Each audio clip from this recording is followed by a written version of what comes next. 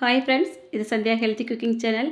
இன்றைக்கி இந்த வீடியோவில் நம்ம வந்து தேங்காய் பால் சாதமும் முட்டை தொக்கும் பார்க்க போகிறோம்.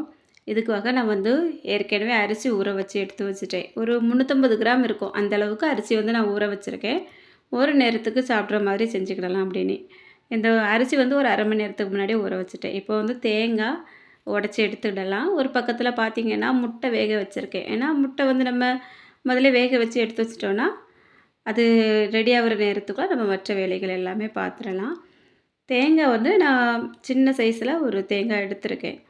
இப்போ வந்து பெரிய சைஸ் தேங்காவாக இருந்தது அப்படின்னா நீங்கள் வந்து ஒரு முடி எடுத்துக்கோங்க, போதும், சரியாக இருக்கும். அரிசி வந்து நான் இன்றைக்கி வீட்டில் யூஸ் பண்ணுற பொன்னி அரிசி இருக்கு இல்லையா, அதுதான் ஊற வச்சுருக்கேன். பாஸ்மதி ரைஸாக இருந்தால் இன்னுமே ரொம்ப நல்லாயிருக்கும். நம்ம வீட்டில் இருக்கிறத வச்சு எப்படி சிம்பிளாக செய்யலாம் அப்படிங்கிற மாதிரி தான் நான் இந்த வீடியோவில் காமிச்சிருப்பேன். முதல்ல வந்து தேங்காயை துருவி எடுத்துக்கிடுவோம். ஏன்னா மெயின் விஷயமே இதில் தேங்காய் பால் தான். தேங்காய் பால் துருவி எடுத்துட்டு நம்ம நல்லா மிக்ஸியில் 2 டைம் 3 டைம் அரைச்சி எடுக்கணும். டைம் அரைக்கும்போது கொஞ்சம் கெட்டியான பால் வரும். 2வது அரைக்கும்போது அதை விட கொஞ்சம் தண்ணியாக வரும் இல்லையா. 3வது டைம் கூட நம்ம அரைச்சி எடுத்துக்கிடலாம். இந்த தேங்காய் பார்த்திங்கனுங்க நல்லா கணிசமாக இருந்தது. இப்போ ஒரு சில தேங்காயில் நல்லா பூ நிறையா வரும் அப்படின்னு சொல்லுவாங்களே, அதே மாதிரி நிறைய வந்தது. அதனால நான் வந்து ஒரு முடியும் மறுபடியும் இன்னொரு முடி தேங்காயில் கொஞ்சமாக துருவி எடுத்திருக்கேன். ரொம்ப சின்னதாக இருந்தால் ஒரு முடி ஒரு தேங்காய் ஃபுல்லாகவே எடுத்துக்கிடுங்க. பெரிய தேங்காய் இருந்தால் ஒரு பாதி தேங்காய் எடுத்தால் போதும். இப்போ இதை வந்து மிக்ஸி ஜாரில் சேர்த்துட்டு கொஞ்சம் தண்ணி விட்டு நான் நல்லா அரைச்சி எடுத்துட போகிறேன். இந்த சாதத்துக்கு பார்த்திங்கன்னா கறி குழம்புலாம் வச்சு சாப்பிட்டா ரொம்பவே நல்லாயிருக்கும். அதேமாதிரி முட்டை கிரேவியும் ரொம்ப நல்லாயிருக்கும். நான் வந்து இன்றைக்கி முட்டை தொக்காக தான் வச்சுக்கிட போகிறேன். முட்டையை வேக வச்சு அதுக்கப்புறமா அதை கட் பண்ணி வெங்காயம் தக்காளி வதக்கி அது கூட சேர்த்து எடுத்துக்கிட போகிறேன். இதில் வந்து காலையிலே சப்பாத்திக்காக பட்டாணி போட்டு குருமா வச்சுருந்தேன். பட்டாணி உருளைக்கிழங்கு எல்லாம் போட்டு அது காலையிலே வந்து சாப்பிட்டுட்டு மிச்சம் இருக்குது. இன்னுமே 2-3 பேர் சாப்பிடலாம். கொஞ்சம் பட்டாணி குருமாலாம் வச்சா நான் வந்து கொஞ்சம் அதிகமாக தான் வைப்பேன். ஏன்னா மதியத்துக்கு இருந்தாலும் நாங்கள் வந்து எடுத்துக்கிடுவோம். அதனால அது கொஞ்சம் இருக்குது. அதையும் நம்ம வந்து இதுக்கு கிரேவியாட்டம் எடுத்துடலாம். அப்படி இல்லைன்னா நீங்கள் வந்து இதுக்கு சிக்கன் கிரேவி அந்த மாதிரிலாம் வச்சு சாப்பிட்டிங்கன்னா ரொம்ப நல்லாயிருக்கும். இன்றைக்கி வந்து நான் அந்த பட்டாணி குருமாவும் இந்த முட்டை தொக்கும் வச்சு சாப்பிட்டுட போகிறோம். பார்த்திங்கன்னா இந்த வீடியோ வந்து வியாழக்கிழமை எடுத்தது. வியாழக்கிழமை மதியம் எடுத்தது. ஏன்னா அன்றைக்கி ஸ்கூல்லலாம் லீவு. அப்போ வந்து காலையில் சப்பாத்தி போட்டு சாப்பிட்டுட்டோம். இது மதியம் எடுத்த வீடியோ. ஆனால் நான் அந்த வீடியோ எடிட் பண்ணுறது பார்த்திங்கன்னா இன்றைக்கி திங்கட்கிழமை தான் அப்லோட் பண்ணுற மாதிரி இருந்தது. இது எடுத்து வச்சுட்டு நான் அதுக்கப்புறமா கொஞ்சம் துணிகள் எல்லாமே எனக்கு தைக்க வேண்டியது இருந்தது. கொஞ்சம் வேலை அதிகமாக இருந்தனால சரி எடிட் பண்ணிடலாம் அப்படின்னு சொல்லிட்டு விட்டுட்டேன். ஏன்னா எடிட் பண்ணுறதுக்கு சுத்தமாக நேரம் இல்லை. இந்த வேலையை பார்க்குறதா நம்ம வந்து டெய்லரிங் வேலையை பார்க்குறதா அந்த மாதிரி தான் எனக்கு ஆகிட்டு. அப்போ டெய்லரிங் வேலையும் கொஞ்சம் நெருக்கடியாக இருந்தது. அதனால் இந்த வீடியோ எடுத்து வச்சுட்டு அந்த வேலைகளை பார்க்க ஆரம்பிச்சிட்டேன். எடிட் பண்ணுறதுக்கு இன்றைக்கி தான் டைமே கிடச்சிது. இனி பார்த்திங்கன்னா தொடர்ந்து வீடியோஸ் வந்து உங்களுக்கு அப்லோட் பண்ணிகிட்ருக்கேன். நான் ஃப்ரெண்ட்ஸ் நிறைய பேர் வீடியோவை எதிர்பார்த்துட்ருக்கீங்களே உங்களுக்காக தான். இப்போ வந்து நம்ம தேங்காய் பால் அரைச்சி ஒரு பக்கம் எடுத்து வச்சுட்டேன். அரிசி வந்து ஒரு பங்கு நம்ம வைக்கிறோம் அப்படின்னா தேங்காய் பால் வந்து பொன்னி அரிசி அப்படிங்கிறதுனால 2 பங்கு வச்சுட போகிறேன். உங்கள்கிட்ட வந்து தேங்காய் பால் குறைவாக தான் இருக்குது அப்படின்னா தண்ணி கலந்துக்கிடுங்க, ஒரு பிரச்சனையுமே இல்லை. தேங்காய் பால் எடுத்து ஒரு பக்கம் மூடி போட்டு வச்சுட்டேன். 2 பல்லாரி வந்து எடுத்து நல்லா க்ளீன் பண்ணிவிட்டு பொடியாக நீல வாக்கில் அரிஞ்சிக்கிட்ட போகிறேன். நம்ம வந்து பிரியாணிக்கெல்லாம் அறிவோம் இல்லையா, அதை விடவே நைஸாக அரிங்க. அப்போ தான் இது வந்து நல்லாயிருக்கும் இந்த சாதத்தோட. அது வெங்காயம் வந்து தெரியாமல் இருக்கணும், நம்ம போட்டு வதக்குனதே தெரியக்கூடாது, அந்த மாதிரி இருக்கணும். சீக்கிரம் வதங்குறதுக்கும் நல்லாயிருக்கும். இவனை நல்லா பொடியாக நீல வாக்கில் கட் பண்ணி எடுத்துட்டேன்.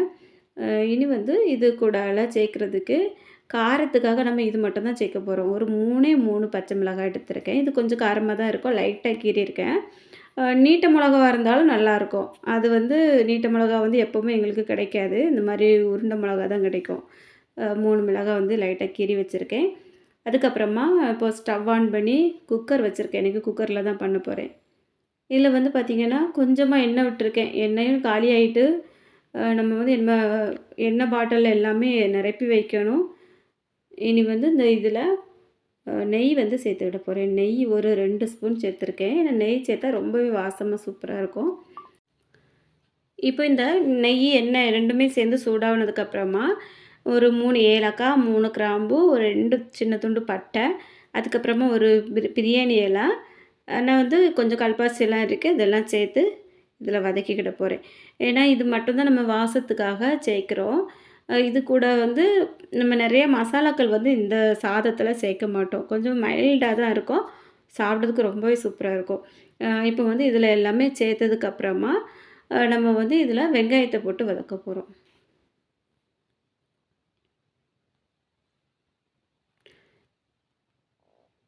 இப்போ இதெல்லாம் நல்லா பொரிஞ்சிட்டு, நம்ம கட் பண்ணி வச்சுருக்க வெங்காயத்த சேர்த்துடலாம். நான் வந்து இந்த அளவுக்கு சாதத்துக்கு ஒரு 2 பல்லாரி தான் சேர்த்துருக்கேன். நீங்க வந்து கொஞ்சம் ஒரு 1/2 கிலோ அளவெல்லாம் எடுக்கிறீங்க அப்படின்னா, கூட ஒரு வெங்காயம், பச்சை மிளகாயும் 1ஓ 2ஓ சேர்த்துக்கிடுங்க. கொஞ்சம் காரம் ரொம்ப இல்லாத மாதிரி இந்த சாப்பாடு இருக்கணும். அப்பந்தான் நல்லாயிருக்கும். இப்போ இது நல்லா வதக்கிக்கிடலாம். கொஞ்சம் உப்பும் சேர்த்துட்டு நம்ம வந்து மூடி போட்டு கொஞ்சம் சிம்மில் வச்சு வதக்கணும் அப்படின்னா சீக்கிரமாக வதங்கி வந்துடும். நல்லா வதங்கணும். இந்த பிரியாணி இந்த மாதிரி வெரைட்டி ரைஸுக்கு எல்லாமே நம்ம வெங்காயம் வந்து வதக்குற விஷயத்துல தான் சாப்பாடு நல்லா டேஸ்ட்டாக இருக்கும்.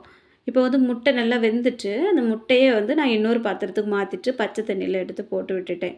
அப்போ நம்ம வந்து உடச்சி எடுக்கிறதுக்கு நல்லாயிருக்கும். இந்த வெங்காயம் வதங்குறதுக்கு கொஞ்சம் உப்பும் சேர்த்து நல்லா கலந்து விட்டுட்டு, லைட்டாக மூடி எடுத்து வச்சு விட்டுட்டேன். இப்போ வந்து நான் புதினா, கொத்தமல்லி இதெல்லாம் இதில கொஞ்சம் சேர்க்கணும். அதெல்லாம் கைக்குள்ளேயே எடுத்து வச்சுட்டேன். டக்குன்னு தேடிட்டு இருக்க முடியாதுன்னு, இப்போ ஒரே ஒரு பொருள் மட்டும் தேடிட்டே இருக்கேன். எனக்கு கண்ணுலயே கிடைக்கல. அந்த முந்திரி பருப்பு இருக்கு பாருங்க, அந்த ஒண்ணு மிஸ் ஆகுது. ஒரு 10, 15 போல முந்திரி பருப்பு எடுத்து போட்டிங்கன்னா, அந்த மசாலாக்கள்லாம் போட்டு பொரிப்போம் இல்லையா? அந்த அதுக்கு அடுத்ததும் நம்ம முந்திரி பருப்பு போட்டுட்டு, மிச்ச பொருட்கள் எல்லாம் சேர்த்தோம் அப்படின்னா ரொம்பவே நல்லாயிருக்கும். நானும் அத தேடி தேடி பார்த்தேன் சுத்தமா கிடைக்கல. எங்க வீட்ல வந்து அந்த முந்திரி பருப்பு மட்டும் டக்குனு காலியாயிரும். பையன் வந்து பார்த்தானா கண்டிப்பா அப்பப்போ 1, 2ன்னு எடுத்து எடுத்து வாயில போட்டு கண்டிப்பா காலி பண்ணி வச்சுருவான். இதனால தான் அது காலியாயிரும். தேடி தேடி பார்த்தேன் கிடைக்கவே இல்ல. அப்போ முடிஞ்சிட்டு அப்படின்னு நெனச்சாச்சு. இனி வந்து நான் மற்ற பொருட்கள் எல்லாம் போட்டு வதக்கிட்டு இருக்கேன். இப்போ வெங்காயம் ஓரளவுக்கு வதங்கிட்டு, ஒரு 2 ஸ்பூன் அளவுக்கு இஞ்சி பூண்டு பேஸ்ட் இருக்கு. அத வந்து இதில சேர்த்துட போறேன். காலையிலே வந்து கொஞ்சம் அரைச்சிருந்தேன். அந்த பட்டாணி குருமாவுக்கு அதுக்கு சேர்த்ததுக்கு அப்புறமா மிச்சம் கொஞ்சம் இருந்தது. அதையும் இதில சேர்த்துக்கிட போறேன். இந்த இஞ்சி பூண்டு பேஸ்ட்டையும் நல்லா வதக்கிடணும். அதோட பச்சை வாசனை போகிறது வரைக்கும் வதக்கிட்டோம் அப்படின்னா, அதுக்கப்புறமா நம்ம இந்த புதினா இலையும், மல்லி இலையும் கொஞ்சம் எடுத்து வச்சுருக்கோம் இல்லையா? இதையும் போட்டு நல்லா வதக்கிடணும். ரொம்பவே வாசம் பார்த்திங்கன்னா, அந்த அளவுக்கு இருக்கும். இந்த சாதம் வந்து அதுவும் குக்கரில் வெந்து விசில் வரும்போது, அந்த தேங்காய் பாலோ, நெய் இதெல்லாம் சேர்ந்து வாசம் அடிக்கும் பாருங்க, அப்படி இருக்கும். யாருக்குமே இந்த சாதம் பிடிக்காது அப்படின்ட்டு சொல்லவே மாட்டாங்க. அதுவும் இல்லாமல் இந்த சாதத்தை பொறுத்த வரைக்கும் நைட்டு வந்து எடுக்கிறது கொஞ்சம் வயிறு வந்து கொஞ்சம் மப்பாக இருக்கும் அப்படின்னு சொல்லுவாங்கள்ல, அந்த மாதிரி ஆகும். அதனால் முடிஞ்ச வரைக்கும் காலையிலே இல்லைன்னா மதியத்தோடயே முடிச்சு விடுங்க. அதனால தான் நான் வந்து கொஞ்சமாக வச்சுருக்கேன். இப்போ இதெல்லாம் சேர்த்து நல்லா வந்து வதக்குனதுக்கப்புறமா அரிசியை வந்து தண்ணி வடித்து வச்சுருக்கேன். இதை அப்படியே இதில் சேர்த்துட்டு ஒரு 1 நிமிஷம் 2 நிமிஷத்துக்கு கொஞ்சம் கலந்து விட்டுட போகிறேன். தீ வந்து ரொம்ப சிம்மில் தான் வச்சுருக்கேன். இந்த அரிசியும் அந்த மற்ற பொருட்களோட சேர்ந்து கொஞ்சம் மிக்ஸ் ஆகி வரும்போது நல்ல வாசமாக இருக்கும். அதனால தான் நான் அந்த மாதிரி சேர்த்துருக்கேன். இப்போ வந்து பாஸ்மதி ரைஸாக இருந்ததுன்னா, நீங்கள் வந்து ஊற வச்சதுக்கப்புறமா பெசஞ்சு கழுவவே கழுவாதீங்க. அது 1, 2ஆ உடஞ்சிரும். அதுக்கப்புறமா வெந்து வந்ததுக்கு பிறகும் அந்த அளவுக்கு நல்லா இருக்காது. இப்போ வந்து நான் இன்னைக்கு பொன்னி அரிசி அப்படிங்கிறதுனால 1 பங்கு அரிசி அப்படின்னா 2 பங்கு தண்ணி வச்சிட போகிறேன். அந்த அரிசியோட நிறமே பாருங்கள், அப்படி கொஞ்சம் வித்தியாசமாக இருக்குது. வாசமும் இதை போட்டு கலந்து விடும்போது அவ்வளோ அழகா இருக்குது. இனி வந்து தேங்காய் பால் எடுத்து வச்சுருக்கேன். அதை நான் அளந்து சேர்த்துட போகிறேன். இப்போ நான் எடுத்திருந்த அரிசி பார்த்திங்கன்னா, அந்த சின்ன சொம்புக்கு 1 சொம்பு இருக்கும். அதே அளவுக்கு நான் வந்து இந்த 2 மடங்கு தண்ணி வச்சுக்கிட போகிறேன். நான் வந்து 3 டைம் தேங்காய் பால் அரைச்சிருந்தேன் இல்லையா? அந்த அரைச்சது எல்லாமே ஓரளவுக்கு சரியாக இருந்தது. தண்ணி நான் வந்து கொஞ்சம் அளந்து பார்த்துட்டு, அந்த அளவுக்கு வர்ற மாதிரி கணக்கு பண்ணி அரைச்சி எடுத்துக்கிட்டேன். இப்போ பாருங்கள், தண்ணி சேர்த்தாச்சு. இன்னும் கொஞ்சம் கம்மியாக இருக்குது. இதுக்கு வந்து நான் கொஞ்சமாக பச்சை தண்ணி சேர்த்துட்டு, இந்த பாத்திரத்துலலாம் தேங்காய் பால் இருக்குது பாருங்க, அதை அப்படியே அலசி இதில் ஊற்றிவிட போகிறேன். இப்போ வந்து நமக்கு தண்ணி சரியான அளவுக்கு வந்துட்டு. இப்போ வந்து இதை நல்லா மிக்ஸ் பண்ணி விட்டுட்டு, இது வந்து நம்ம லைட்டாக ஒரு கொதி வர்ற மாதிரி நம்ம பார்த்துடலாம். சீக்கிரமாக வந்து கொதிச்சிரும். ஏன்னா தண்ணி கொஞ்சமாக தான் வச்சுருக்கோம். அரிசியும் கொஞ்சம் ஏற்கனவே நல்லா போட்டு மிக்ஸ் பண்ணிட்டோம். உப்பு மட்டும் கரெக்டாக இருக்குதா அப்படிங்கிறத இந்த டைமில் வந்து செக் பண்ணிவிட்டு, நம்ம அதுக்கப்புறமா மூடி போட்டு விசில் போட்டு வச்சுட்டோம் அப்படின்னா, குக்கரில் ஒரு விசில் விட்டு அப்படியே ஆஃப் பண்ணி வச்சுட்டிங்கன்னா, அதுக்கப்புறமா பார்த்தீங்கன்னா, சூப்பரான தேங்காய் பால் சாதம் ரெடி ஆயிரும். இப்போ வந்து நான் எல்லாமே பார்த்து ரெடி பண்ணி வச்சுருக்கேன். அது கொஞ்சம் சூடாயிட்டு இருக்கட்டும். இந்த டைமில பாருங்க, நான் காலையில வச்ச பட்டாணி குருமா இந்த அளவுக்கு இருக்குது அப்டின்னுட்டு. இது சப்பாத்திக்கு சாப்பிட்டது போக மிச்சம் இருந்தது. நான் வந்து கொஞ்சம் எக்ஸ்ட்ரா தான் வைப்பேன். ஒரு சில நாட்கள்ல. ஏன்னா, அன்னைக்கு வந்து நம்ம வீட்ல பிள்ளைங்க இருந்தாவோ, கூட ஒரு டைம் கூட கொஞ்சம் சாப்பிட்றதுக்கும் வாய்ப்பு இருக்கும். அப்படி இல்லன்னா, நம்ம வீட்டுக்கு யாராவது வர்ற மாதிரி இருந்தாலும் கொஞ்சம் அதிகமா வச்சுக்குவேன். அந்த மாரி வச்சது மிச்சம் இருக்குது. அதையும் நான் ஒரு பக்கம் எடுத்து வச்சாச்சு. இப்போ வந்து உப்பு பார்த்தேன். உப்பு கரெக்ட்டா இருக்குது. மூடி போட்டு விசில் விட்டுறலாம். நம்ம இந்த சாப்பாடு குக்கர்லலாம் வைப்போம் இல்லையா? அதுலேயும் இந்த குக்கர பொறுத்து ஒரு விசில் வந்து வித்தியாசப்படும். இப்போ நார்மலா ஒரு 5 லிட்டருக்கு மேலலாம் 5 லிட்டர்ல எடுத்து சொல்றேன்னு வைங்களேன். அதுக்கு மேல வரைக்கும் இருக்கிற குக்கர் எல்லாம் பொருட்கள் வந்து நம்ம நெறைய வச்சு வேக வைப்போம் இல்லையா? அப்போ சீக்கிரமா வெந்துரும். பருப்பா இருந்தாலும் சரி, அரிசியா இருந்தாலும் சரி, ஒரு விசில்லே நல்லா வெந்து வந்துரும். இப்போ இந்த குக்கர் பார்த்தீங்கன்னா, நான் அந்த பெரிய குக்கர்ல 1 விசில் வைக்கக்கூடியத இந்த குக்கர்ல வந்து 2 விசில் வைப்பேன். ஏன்னா இது சின்ன குக்கர் வந்து அந்த அளவுக்கு ரொம்ப வெந்து வராது. நம்ம ஒரு விசிலோட இறக்கிட்டோம் அப்படின்னா, ரொம்ப வெத வெதையா இருக்கும். அதனால 2 விசில் வச்சு விடுவேன். இது வந்து என்னோட மெத்தடு. நான் அதனால நீங்க எப்படி வந்து எந்த குக்கருக்கு ஏத்த மாரி எப்படி வைப்பீங்க அப்படிங்கிறது கமெண்ட்ல சொல்லுங்க. ஏன்னா வந்து நெறைய ஃப்ரெண்ட்ஸுக்கு வந்து இதுலயும் சந்தேகம் இருக்கும். எனக்கு தெரிஞ்சவங்க ஒருத்தவங்க வீட்லயுமே இதே மாதிரி தான். சின்ன குக்கர் வந்து சீக்கிரமா விசில் வந்துரும் அப்படின்னு சொல்லிட்டு, ஒரு 2, 3 விசில் கூட வைப்பாங்க. நானும் இந்த சின்ன குக்கர் வந்து வாங்குனதுக்கப்புறமா அந்த இத பார்த்துருக்கேன். பார்த்துட்டு அதுக்கேத்த மாரி வச்சுடுவேன். இப்போ நீங்க இந்த மாரி யூஸ் பண்றீங்க அப்படின்னாலும், நம்ம ஃப்ரெண்ட்ஸ் வந்து தெரிஞ்சுக்குவாங்களே! அதனால கமெண்ட்ல சொல்லுங்க. இப்போ வந்து முட்டை தொக்குக்காக முட்டை தண்ணீல போட்டு வச்சிருந்தோம் இல்லையா? அத வந்து முதல்ல தோல் உரிச்சு எடுத்து தனியா வச்சுடலாம்.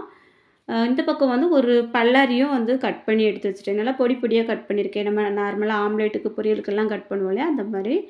தாளிக்கிறதுக்காக கொஞ்சம் கறிவேப்பில, மல்லி இலை எல்லாமே எடுத்து வச்சிருக்கேன். அடுத்தது வந்து குக்கர் வந்து இன்னும் விசில் வரல. நான் அப்படியே பொறுமையா அடுத்த பக்கம் மாத்தி வச்சுட்டேன். ஏன்னா, அந்த பக்கம் தான் வந்து எனக்கு பரிமாறுறதுக்கு நல்லா இருக்கு அதனால. இப்போ ஸ்டவ்வுல வந்து கடாய் வச்சாச்சு. எண்ணெய் வந்து நான் பாக்கெட்டோடயே கட் பண்ணி விட்டுருக்கேன். ஏன்னா, இப்போ எண்ணெய் பாட்டில்ல முடிஞ்சிட்டு, இத ஊத்துறதுக்கு டைம் இல்ல. அது வந்து ஒரு பக்கம் அப்படியே ஒரு பாத்திரத்தில வச்சுட்டோன்னா, வேலைகள் எல்லாம் முடிச்சதுக்கப்புறம் அந்த எண்ணெய் வந்து மாத்தி வச்சுக்கிடலாம். இப்போ குக்கர் வந்து விசில் வந்துட்டு பாருங்க. இப்போ எண்ணெய் சூடாயிட்டு, அதில கொஞ்சம் கடுகு போட்டுட்டு, நான் வந்து கட் பண்ணி வச்சிருக்க வெங்காயம் இருக்கு இல்லையா? அதையும் சேர்த்து விட போறேன். அதுக்கப்புறமா நம்ம வந்து கொஞ்சம் கறிவேப்பிலை எடுத்து வச்சுருக்கேன். அதையும் போட்டுட போறேன். எனக்கு வந்து முதல்லயே கறிவேப்பிலை போட்டோம் அப்படின்னா, கரிஞ்சு போற மாதிரி இருக்கும் அப்படிங்கிறதுனால, எப்பவுமே வெங்காயம் போட்டதுக்கு அப்புறமா தான் கறிவேப்பிலை போடுவேன். அந்த கறிவேப்பிலை வந்து ரொம்ப கரிஞ்ச மாரி நிறம்லாம் மாறி இருந்தா, எனக்கு என்னவோ கொஞ்சம் பிடிக்காத மாதிரி இருக்கும். அதனால நான் அதுக்கு வெங்காயம் போட்டதுக்கப்புறமா தான் கறிவேப்பிலை போடுவேன். இப்போ வந்து இது வதங்கிட்டு இருக்க டைமில, இந்த கிச்சனில வேஸ்ட்டு நெறைய ஆயிட்டு பாருங்க. நம்ம வெங்காயம் கட் பண்ணது, அந்த தேங்காய் பால் அரைச்சது, அது எல்லாமே வந்து வேஸ்ட்டில மாத்திட்டு, அதையே நான் வந்து கொஞ்சம் ஒதுக்கி எடுத்து வச்சுக்கிட போறேன். அப்பப்போ இந்த மாரி கிச்சன கொஞ்சம் கொஞ்சம் வேலை பார்த்தோம் அப்படின்னா, வேலை கொஞ்சம் ஈஸியா முடியிற மாதிரி இருக்கு. இனி வந்து இதில அந்த வெங்காயம் வதங்குனதும் ஒரே ஒரு தக்காளி மட்டும் நான் கட் பண்ணி சேர்த்துட போறேன். தக்காளி வந்து இன்னும் ஒண்ணு சேர்த்தா ரொம்ப நல்லா இருக்கும். ஆனா, இப்ப தக்காளி ரேட்டு பயங்கரமா ஏறிட்டு, அதனால நான் பார்த்தேன் ஒண்ணே ஒண்ணு மட்டும் சேர்த்துக்கிடுவோம். ஒரு நேரத்துக்கு தானே அப்படின்ட்டு எடுத்துட்டேன். அதுக்குள்ள சேர்க்கறதுக்காக ஒரு 3 பல்லு பூண்டு. அத வந்து நான் இந்த மாரி அந்த கட்டையில வச்சு இடிக்கல் இருக்கு இல்லையா? அத வச்சு லைட்டா நச்சுட்டு சேர்த்துக்கிட போறேன். ஏன்னா, இதுக்கு வந்து இஞ்சி பூண்டு பேஸ்ட் சேர்க்கல. அதனால நான் இது வந்து அந்த 3 பல்லு பூண்டையும் லைட்டா தட்டி சேர்த்துட்டேன். இதுவுமே கொஞ்சம் அந்த வாசம் எல்லாம் டேஸ்ட் வித்தியாசமா இருக்கும். நான் வந்து ஒரு சில கூட்டு குழம்புக்கெல்லாம் இந்த மாரி பூண்டு மட்டும் தட்டி சேர்த்துக்கிடுவேன். இப்போ இதையும் நல்லா வதங்கிட்டு இருக்க டைம்ல வெங்காயத்த வந்து இந்த தக்காளிய வந்து நல்லா பொடியா கட் பண்ணிவிட போறேன். தக்காளி விலையே பார்த்தீங்கன்னா, பயங்கரமா ஏறிட்டு. என்னான்னு தான் சமாளிக்கிறதுன்னு தெரியல. இப்ப நம்ம தக்காளி அதிகமா யூஸ் பண்ணிட்டே இருக்கிறவங்களுக்கெல்லாம் ரொம்ப கஷ்டமா இருக்கும். இப்ப எங்க ஊர் பக்கம்லாம் பார்த்தீங்கன்னா, ஒரு மீன் குழம்பு வச்சா, ஒரு தக்காளியோட கூட முடிச்சுருவோம். அதே மாரி ரொம்ப தக்காளி வந்து நாங்க எடுக்க மாட்டோம். இப்ப சென்னை சைடுல இருக்கவங்கலாம் குழம்புக்கு அதிகமா வெங்காயம், தக்காளி நெறைய சேர்ப்பாங்க. நம்ம வந்து கேள்விப்பட்டிருக்கோம். ஒரு சில பேர் வைக்கிறதையும் பார்த்துருக்கோம். அந்த மாரி இருக்கிறவங்களுக்கு எல்லாமே ரொம்ப கஷ்டமா தான் இருக்கும்னு நெனைக்கிறேன். இந்த மாரி வெங்காயம், தக்காளி விலைவாசி எல்லாம் கூடும்போது. அதனால இத மட்டும் சமாளிக்கிறது ஒவ்வொரு சீசன்ல முடியாத காரியம் தான். அதுக்கு ஏதாவது மாற்று வழிகள தான் நம்ம கண்டுபிடிச்சு போயிட்டே இருக்க வேண்டியது இருக்கு. இப்போ வெங்காயம், தக்காளி நல்லா வதங்கிட்டு, இதில வந்து ஒரு 2 ஸ்பூன் அளவுக்கு குழம்பு மசாலா சேர்த்துருக்கேன். ஒரு 1/2 ஸ்பூன் அளவுக்கு வீட்ல அரைச்ச கரம் மசாலா பவுட்ரு அதுவும் கொஞ்சம் சேர்த்தாச்சு. அது நல்லா வாசமாவும் இருக்கும் அதுக்காக. இப்போ இது வந்து நல்லா பெரட்டி விட்டுட்டு இந்த மசாலா வந்து ரொம்ப ஈரம் இல்லாம இருக்கும். அதனால வந்து அடி பிடிச்சுறதுக்கு வாய்ப்பு இருக்கு இல்லையா? கொஞ்சம் 2 கை அளவுக்கு தண்ணி கையால மட்டும் தெளிச்சு விட்டுருக்கேன். ஏன்னா ஊத்திட்டோம் அப்படின்னா, ரொம்ப அதிகமாயிரும் அப்படிங்கிற 2 கை அளவுக்கு தண்ணி மட்டும் நல்லா கையில ஊத்தி தெளிச்சு விட்டுட்டு, மசாலாவ நல்லா கலந்து விட்டுட்டேன். இப்ப அந்த மசாலா வந்து கொஞ்சம் லிக்விடா இருக்கு பாருங்க, இந்த டைம்ல அது ஒரு பக்கம் கொதிச்சுட்டே இருக்கட்டும். நம்ம வந்து இந்த முட்டைய 2 2டா கட் பண்ணி உள்ள சேர்த்துடலாம். இப்போ 4ஆ கட் பண்ணி சேர்க்கிறதா இருந்தாலும் சேர்க்கலாம். ஆனா, இந்த முட்டையோட மஞ்சக்கரு இல்லையா? அது வந்து ரொம்ப உடஞ்சி உடஞ்சி இருக்கிற மாதிரி இருக்கும். அது என்னவோ கொஞ்சம் பிடிக்காது எனக்கு. அதனால நான் வந்து இப்படி 2ஆ கட் பண்ணி சேர்த்துட்டேன். இப்போ அப்படியே பொறுமையா நைஸா கலந்து விடலாம். அந்த முட்டையோட கரு வந்து உடையாத அளவுக்கு பொறுமையா கலந்து விட்டுட்டோம் அப்படின்னா, அதுக்கப்புறமா தொக்கு வந்து ரெடி ஆயிரும். இந்த முட்டை எல்லாமே சேர்க்கிறதுக்கு முன்னாடியே உப்பு வந்து சரியா இருக்கா அப்படிங்கிறத கொஞ்சம் பார்த்துட்டு, நம்ம அதுக்கப்புறமா முட்டை வந்து சேர்க்கணும். ஏன்னா, இதுக்கப்புறம் நம்ம வந்து உப்பு சேர்த்துட்டோம் அப்படின்னா, அங்கங்க திட்டு திட்டா இருக்கிற மாதிரி இருக்கும். நமக்கு கலந்து விடுறதுக்கும் கொஞ்சம் கஷ்டமா இருக்கும். இப்போ வந்து நான் நல்லா இத கலந்து விட்டுட்டேன். இப்போ ஓரளவுக்கு தொக்கு வந்து ரெடி ஆயிட்டு இப்போ முட்டை தொக்கு வந்து ஒவ்வொருத்தரும் ஒவ்வொரு மாதிரி வைப்பாங்க. நானும் அப்படிதான். எனக்கு எந்தெந்த டைம்ல எப்படி வைக்கணும் அப்படின்னு தோணுதோ, அதுக்கேத்த மாரி வச்சுட்டு போயிட்டே இருப்பேன். இப்படித்தான் சமையல் பண்ணணும் அப்படிங்கிறது எந்த முறையுமே இல்ல. நமக்கு எப்படி வருதோ, நம்ம வீட்ல ஒவ்வொருத்தரும் எந்த மாரி சாப்பிடுவாங்களோ, அதுக்கேத்த மாரி நம்ம செஞ்சுட்டு போயிட்டே இருக்கலாம். சமையல் அப்படிங்கிறது நம்ம விருப்பம் தான் எப்பவுமே. இப்போ எல்லாமே ரெடி ஆயிட்டு, கிச்சன லைட்டா தண்ணி விட்டு அலசி விட்டுறலாம். ஏன்னா தூசியெல்லாம் இருக்கு. அலசி விட்டுட்டு, நம்ம அதுக்கப்புறமா இந்த சாப்பாடெல்லாம் ஒரு பக்கம் எடுத்து வச்சுட்டு, இந்த பாத்திரங்கள் எல்லாம் கழுவிட்டோம் அப்படின்னா, காலையில வேலைகள் வந்து முடிஞ்சிட்டு, இந்த வீடியோ வந்து எடிட் பண்ணி அப்லோட் பண்ணுறதுக்கு ரொம்ப நாள் ஆயிட்டு. கொஞ்சம் வேலைகள் அந்த மாரி எனக்கு போயிட்டுருக்கு. கொஞ்சம் உடம்புக்குமே முடியல. அ நெருக்கடியான வேலை பார்க்கும்போது கொஞ்சம் உடம்பு சோர்வாகுது. அதனால இந்த வீடியோ எடிட் பண்ணுறதும் அப்படியே கொஞ்சம் லேட் ஆயிட்டு, இனி வந்து வரக்கூடிய நாட்கள்ல தொடர்ந்து வீடியோஸ் வந்து அப்லோட் பண்ணிட்டுருக்கேன்.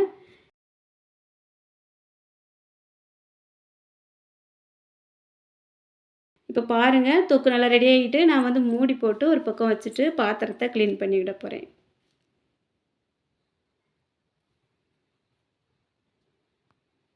நம்ம வந்து எப்போவுமே சமையல் பண்ணி முடிச்சதும், கிச்சன் மேடையில இருக்க பொருட்கள அந்தந்த இடத்துல எடுத்து வச்சுட்டோம் அப்படின்னா, ரொம்பவே நீட்டா இருக்கும். நம்மளுக்கும் ஒரு மனசுக்கு திருப்தியா இருக்கும். நல்லா திருப்தியா வேலை பார்த்துருக்கோம் அப்படிங்கிற மாதிரி இருக்கும். அதனால பாருங்க, இப்போ நான் வந்து கொஞ்சம் பாத்திரத்த க்ளீன் பண்ணி ஒதுக்கிட்டேன். குக்கர் வந்து நல்லா விசில் அடங்கி, இப்போ ஓப்பன் பண்ணியாச்சு. இந்த சாதம் பாருங்க எப்படி இருக்குது அப்படின்னுட்டு. அ கொஞ்சம் ஆவியெல்லாம் பறக்கிறதுனால தெளிவா தெரியல. சாதம் வந்து தொறந்ததுமே அவ்வளோ ஒரு ஸ்மெல்லு. மேலே எல்லாம் அந்த தேங்காய் பால் இருக்கு இல்லையா? அதெல்லாம் அப்படியே மேலே பாலாடை மாரி நின்னது. அவ்வளோ அழகா இருந்தது. டேஸ்ட்டும் ரொம்பவே சூப்பரா இருக்கு. நீங்க வந்து உப்பு மட்டும் இதில கரெக்ட்டா பார்த்து சேர்த்துக்கோங்க. கொஞ்சம் கூட அதிகமாகக்கூடாது. ஏன்னா வந்து இந்த மாரி ரைஸ் எல்லாம் நம்ம தண்ணிலாம் வடிக்க மாட்டோம் இல்லையா? உப்பு பக்குவமா சேர்த்தோம் அப்படின்னா தான் நல்லாயிருக்கும். இப்ப சாப்பாடு சூப்பரா ரெடி ஆயிட்டு பாருங்க. நல்லா உதிரி உதிரியா அழகா இருக்கு. நல்லா வெந்து வந்திருக்கு. பொன்னி அரிசி அப்படிங்கும்போது நீங்க வந்து ஒரு 1/2 மணி நேரம், 1 மணி நேரம் வரைக்குமே இந்த சாப்பாடெல்லாம் செய்யும்போது ஊற வச்சுட்டு அதுக்கப்புறமா செய்யலாம். அரிசி சுத்தமா உடையவே செய்யாது. நல்லா வரும். முட்டை தொக்கும் பாருங்க. தண்ணி இல்லாம நம்ம சேர்த்திருந்த தண்ணி எல்லாமே நல்லா வத்தி, கொஞ்சம் அதில எண்ணெயும் பிரிஞ்சு வந்திருக்கு. இது காலையிலே வச்ச பட்டாணி, உருளைக்கிழங்கு போட்ட குருமா. அதுவுமே ரொம்ப நல்லா இருந்தது இந்த சாதத்துக்கு. இதே போல் நீங்களும் ஒரு டைம் செஞ்சு பார்த்துட்டு எப்படி இருக்குது அப்படிங்கிறத கமெண்ட்டில் சொல்லுங்கள். இது வந்து பக்ரீத் அன்னைக்கு எடுத்த வீடியோ. இன்றைக்கி மதியத்துக்கு நம்மளுக்கு தேங்காய் பால் சாதமும், முட்டை தொக்கும், பட்டாணி குருமாவும் இருக்குது. ரொம்பவே அட்டகாசமாக இருந்தது. நீங்கள் வந்து எந்த மாதிரி செய்வீங்க அப்படிங்கிறதையும் கமெண்ட்டில் சொல்லுங்கள். நானுமே தெரிஞ்சுக்கிறேன். இன்றைக்கி இந்த வீடியோ உங்களுக்கு பிடிச்சிருக்கும் அப்படின்னு நினைக்கிறேன். வீடியோ பிடிச்சிருந்தா மறக்காமல் ஒரு லைக் கொடுத்துருங்க. நம்ம சேனலை சப்ஸ்கிரைப் பண்ணிவிட்டு பக்கத்தில் இருக்க பெல் பட்டனையும் ஆன் பண்ணிடுங்க. அப்போ நான் அடுத்தடுத்து அப்லோட் பண்ணக்கூடிய வீடியோஸ் எல்லாமே உடனுக்குடன் உங்களுக்கு நோட்டிஃபிகேஷனில் வரும். மிஸ் பண்ணாமல் எல்லா வீடியோஸையும் பார்க்கலாம். இதுவரைக்கும் இந்த வீடியோ பொறுமையாக பார்த்த எல்லாருக்கும் ரொம்ப ரொம்ப நன்றி. வணக்கம்.